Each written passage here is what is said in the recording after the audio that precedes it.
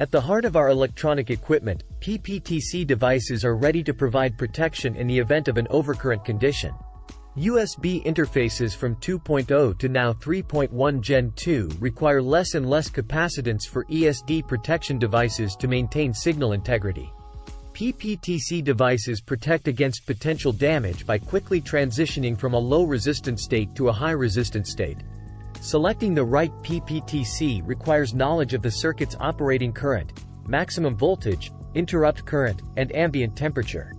With USB 2.0 transfer speeds of 500 megabits per second, this solution ensures signal integrity and protects industrial customers from electrical interference.